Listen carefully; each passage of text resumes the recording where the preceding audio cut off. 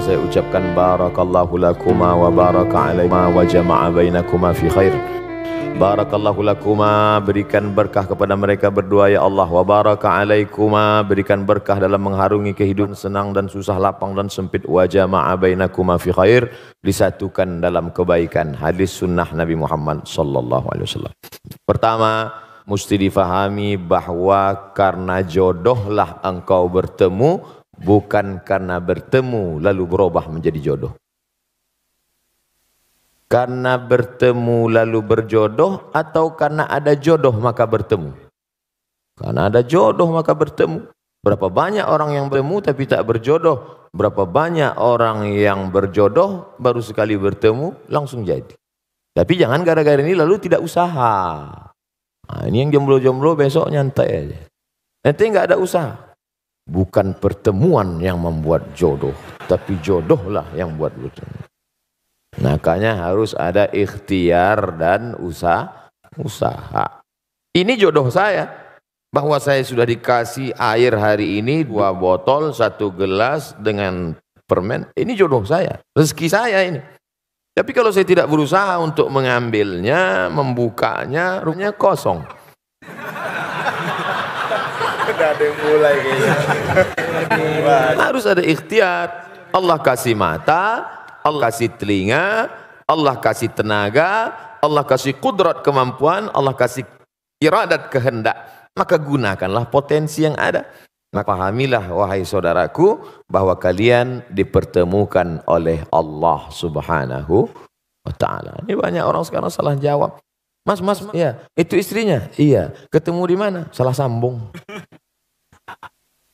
Maka sejak hari ini katakanlah, aku tak pernah mencari dia, dia tak mencari aku. Allah yang sudah mempertemukan kami. Gitu. Walaupun udah tua, nggak apa-apa. Setelah yakin bahwa itu adalah skenario kehendak Allah, yang kedua, khuliqatil mar'atu min dhila'. Perempuan itu diciptakan dari tulang rusuk yang bengkok. Wajuha a'laha, tulang rusuk yang paling bengkok, yang paling atas. Tulang rusuk yang paling bengkok, yang paling atas. Idza akhazta aqamtaha kasartaha. Kalau kau paksa harus lurus, dia patah. Perempuan ini tulang rusuk yang bengkok. Kalau kau paksa lurus, patah dia. Tapi kalau kau ikut, kau jadi bengkok. Kan susah itu. Kalau diluruskan, patah dia. Kenapa nggak pakai jilbab? Patah dia. Maka pakai lembut lah, pakai jilbab ya. Tak usahlah saya ajar, paham lagi kan tuh. Pandai-pandai. Yang ketiga, man tazawwaja faqad istakmala nisfal iman. Siapa yang menikah, dia sudah menyempurnakan setengah iman. Iman itu 100%. Siapa yang sudah menikah, imannya sudah download 50%. Sisanya bukan menikah lagi. Ini perlu saya luruskan ibu-ibu, karena banyak sekarang jamaah yang sudah pandai menafsirkan sendiri. Sisanya falyattaqillaha fin nisfil baqi, takwa kepada Allah. Setakwa-takwanya anak lajang pemuda jomblo yang belum menikah, imannya baru 50. Sempurnakan dengan menikah. Sebaliknya yang sudah menikah walaupun tidak takwa sudah 50. Tinggal takwa sedikit aja lagi. Oleh sebab itu maka bersyukur kita, sahabat-sahabat kita. Mudah-mudahan yang berjodoh ditemukan Allah jodoh. Yang bilang amin yang belum nikah aja.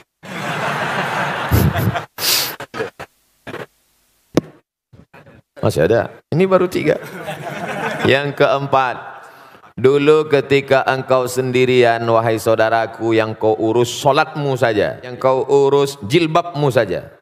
Oh, tak pakai jilbab.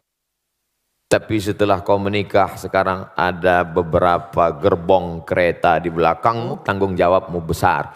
Dulu yang penting sholat sudah, tapi sekarang kau sudah menjadi imam. Berusahalah menjadi imam yang baik. Kelima, nikah dalam Islam bukan hanya seks, tapi ada yang lebih bermakna daripada itu. Ada amal yang mengalir, yang tak rajin sholat duha, stop kalau mati. Yang rajin baca zikir doa, habis kalau mati.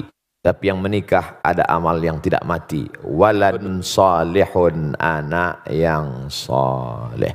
Mudah-mudahan dari kalian berdua dan yang lain-lain diberikan Allah anak-anak yang saleh dan saleh. Amin.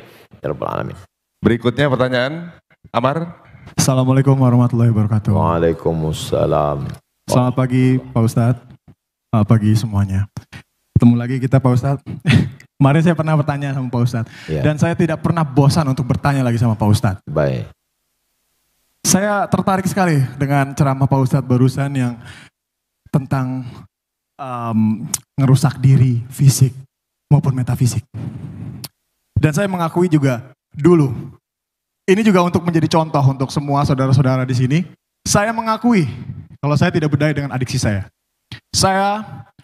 Waktu itu saya belum pernah melihat, mendengar dan salah pergaulan hingga saya tiba-tiba ditarik oleh pihak yang berwenang. Dan sampai situ saya mulai belajar dan sekarang saya menemu istri saya yang paling cantik yang sedang hamil kembar.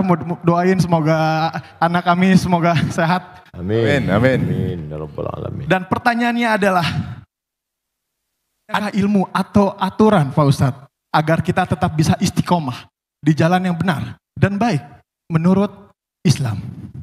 Terima kasih. Assalamualaikum warahmatullahi wabarakatuh. Sahabat Nabi SAW yang sudah masuk Islam itu apa yang mereka lakukan? Mereka belajar. Belajar. La ilaha illallah. Tapi lihat pangkal ayatnya. Bukan ujuk-ujuk langsung la ilaha illallah. Fa'lam annahu la ilaha illallah. Berilmu dulu. Kami belajar melalui medsos. Bagus. Tapi hadir tanya. Jangan baca sendiri, dengar sendiri, pahami sendiri, simpulkan sendiri, nyasar sendiri. Harus berguru. Man la syaikha lahu fasyaitanu syaikhuhu. Siapa yang tidak berguru, setan gurunya. Baca Quran aja bisa salah keliru, apalagi memahami isi Al-Quran. Oleh sebab itu yang pertama belajar. Yang kedua komunitas. Karena kita amat sangat berpengaruh terhadap lingkungan kita. Kalau punya grup yang mengingatkan kita baca Quran sudah berapa juz. Kalau punya komunitas yang ngajak kita kepada sholat berjamaah. Kalau kira-kira keberadaan kita di komunitas itu tidak mendukung iman kita, keluar. Kalau saya keluar dari komunitas ini, lantas siapa yang berdakwah Pak Ustadz? Antum berada di situ mempengaruhi atau dipengaruhi? Jangan-jangan antum hanya tukang pancing yang dilarikan ikan. Menyangka akan bisa memancing ikan. Rupanya ikan yang tertangkap ikan paus. Oleh sebab itu maka yakinkan diri kuat. Setelah kuat bisa baru. Ada periode Makkah. Tapi ada periode Madinah Al-Munawwarah. Setelah kuat, yakin, maka komunitas-komunitas yang kira-kira bisa dipengaruhi. Tapi kalau tidak, komunitas yang menguatkan iman kita. Yang ketiga, pentingnya menerima nasihat bukan hanya dari telinga, ceramah, khutbah, seminar, pengajian, tausiah, tapi nasihat mata yang tidak bersuara, tak berbunyi. Wa kafa bil mauti wa'iza. Cukuplah kematian sebagai nasihat. Makanya kalau ada orang meninggal datang, syukur-syukur bisa ikut gali kuburnya, ikut masuk ke dalam. Man syahidal janazata, siapa yang menyaksikan jenazah hatta tusalla alaiha, sampai solat jenazah, dapat pahala balasan qirat, 1 qirat.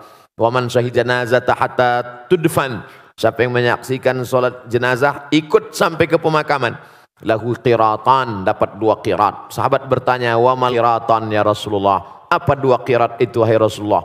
Rasulullah menjawab, mithlul jabalainil azimaini, seperti 2 gunung bukit yang pahala besar. Apa hikmah di balik itu? Melihat nasihat dengan mata. Kalau dilaksanakan ini insya Allah masuk yang keempat, jangan lupa mohon doa.